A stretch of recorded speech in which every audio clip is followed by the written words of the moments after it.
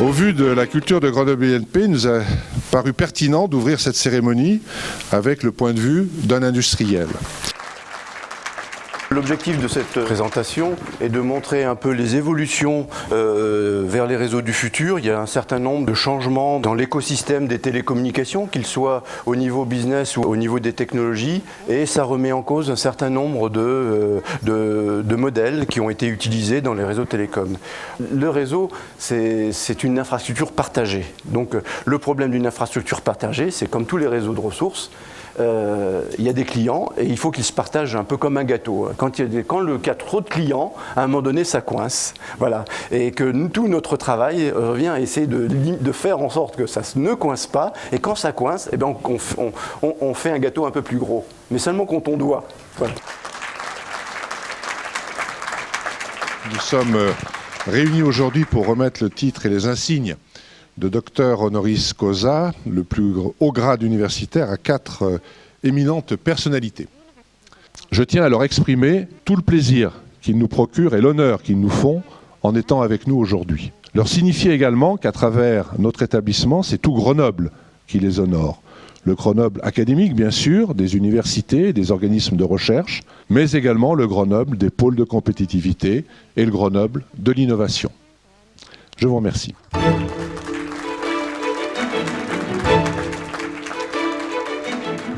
À la fois leçon de modestie et recette de bonheur en science. Certaines personnes clament que la science est importante, d'autres pensent qu'elle est amusante, et je préfère travailler avec ceux qui la considèrent comme amusante. Merci Mike pour toutes ces années.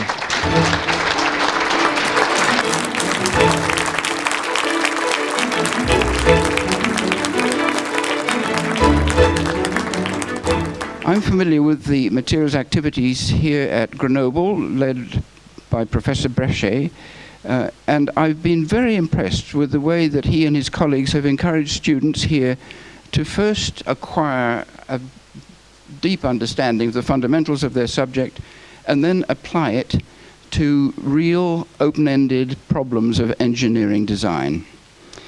We must continue to do this, give students a strong scientific background, but also make them think hard about how they can use this to advance society as a whole. Scientifique, professeur francophone reconnu internationalement, qui a tissé des liens forts avec la communauté scientifique grenobloise dans le domaine de l'automatique et de ses applications, mais également dans le domaine de l'environnement. Un scientifique ne peut pas rayonner sans une véritable dimension humaniste.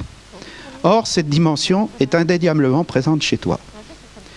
À la question de savoir ce qui t'a le plus marqué dans tes activités de recherche, tu réponds la relation de confiance et parfois d'amitié avec mes doctorants.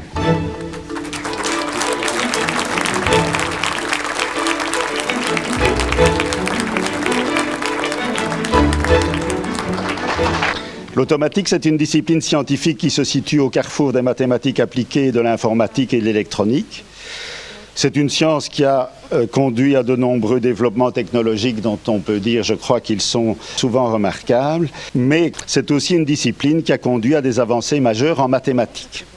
C'est un de ces domaines scientifiques dans les sciences de l'ingénieur qui a à la fois un côté appliqué, technologique important et aussi un côté très théorique.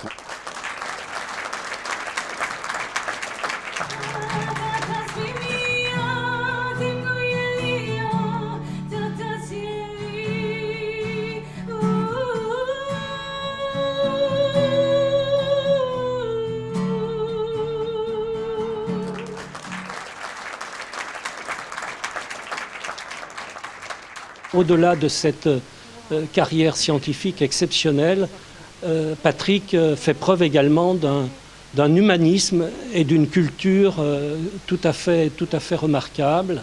Je crois que tout vrai chercheur se doit de porter une certaine vision du monde. Eh bien, Patrick en est un parfait exemple.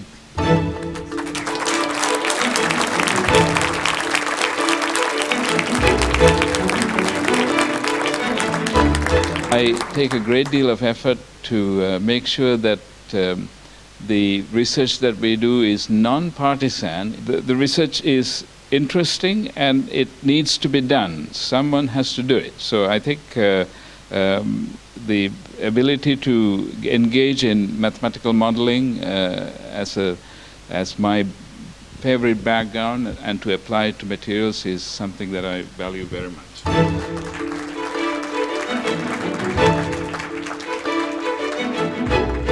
Philippe Wang est assurément un pionnier et l'un des principaux fondateurs de la nanoélectronique en tant que discipline scientifique, ne faisant pas de distinction entre nanotechnologie et nanosciences.